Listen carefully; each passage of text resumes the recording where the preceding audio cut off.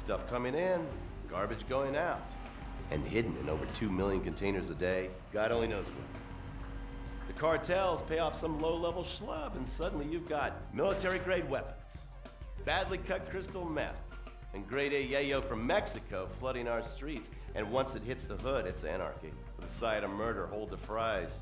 Or maybe the Chinese are slipping some of our high-security weapons systems in with the recycling, and we're giving up our national security for nothing? Who knows? Who cares? As long as the financial party continues, we'll just keep picking up the pieces. A word to the wise, kids. Never use PCP. It makes you want to punch cops or run around naked, and not necessarily always in that order. Most of the time, this illicit cargo makes it straight to the games. But sometimes an ordinary Joe lets go and loses his shit after a pipe or two of pleasure dust.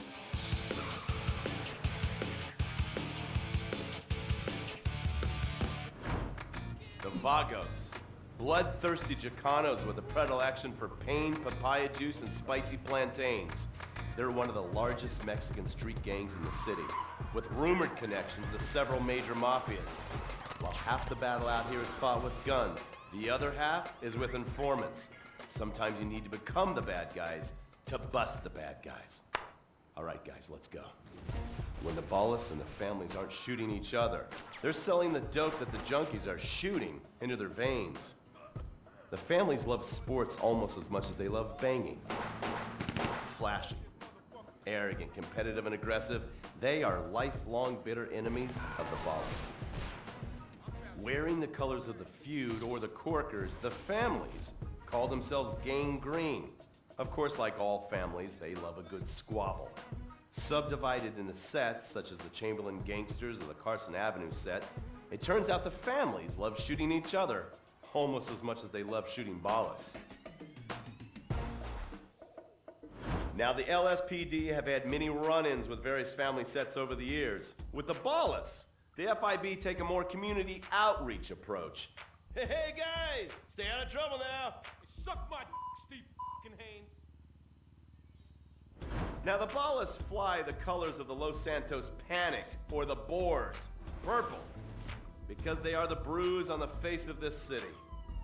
While some thugs obviously prefer 4 wheels, other desperados prefer 2.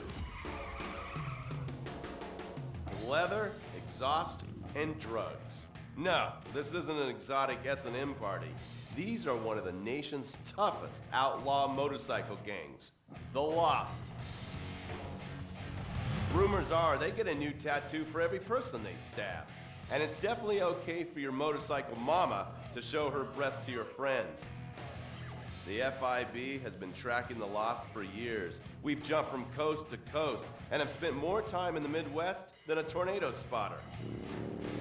When they're not running meth, they're smoking it. Or so I hear, a dangerous new drug on the streets called toilet cleaner. And believe me, your toilet will be cleaned after you've smoked some of it.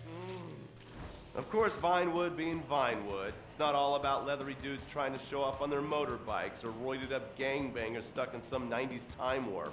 This is the town that made mass murder into nostalgia. Of course, to become truly popular, your murder has to be both unsolved and gruesome. In a town full of alien spotters, adults dressed as zombies, and entertainers dressed as cartoon characters, it takes something particularly awful to really catch people's attention.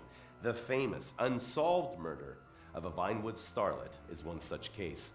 For years, horny nerds have wondered what happened to Leonora Johnson, and if they would have plucked up the courage to speak to her or kill her themselves.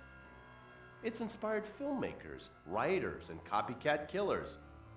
Conspiracy theorists have blamed various celebrities, the mayor, the Soviets, short skirts, women's liberation, and hidden aliens embedded amongst us for the murder. But not all crime is premeditated. Maybe drinking's your thing. Look at this drunken buffoon, proving that there doesn't always need to be criminal intent to cause serious criminal damage. Or maybe you're just an overprivileged poppycock, living on daddy's pension and protesting about the unfairness of capitalism. Maybe stock market manipulation is your bag, or loan sharking, Double identity theft, assassination, or even worse, swinging. On our next episode, I, Stephen Haynes, will show you the flashier side of crime in Los Santos. Illegal street racing, cocaine, and vice. Yes, speed, snort, and sex. The alliterative threesome that helped hook America on the underbelly of paradise.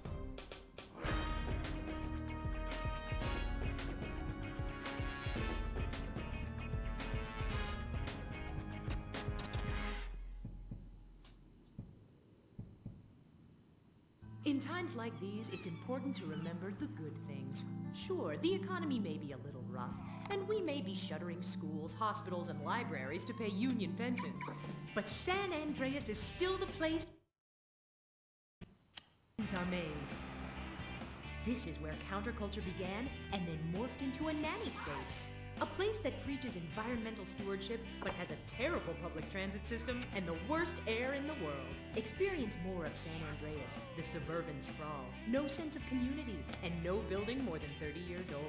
Where fluffy children's theme park animals are both our heritage and our culture. San Andreas leads the country in removing pristine first-growth forest to build generic strip malls and tract mansions. San Andreas, we won't be broken hypocrites forever. Brought to you by the San Andreas Tourism Board. You can cancel that gym membership because Fat Chips have all the crunches you need. Finally.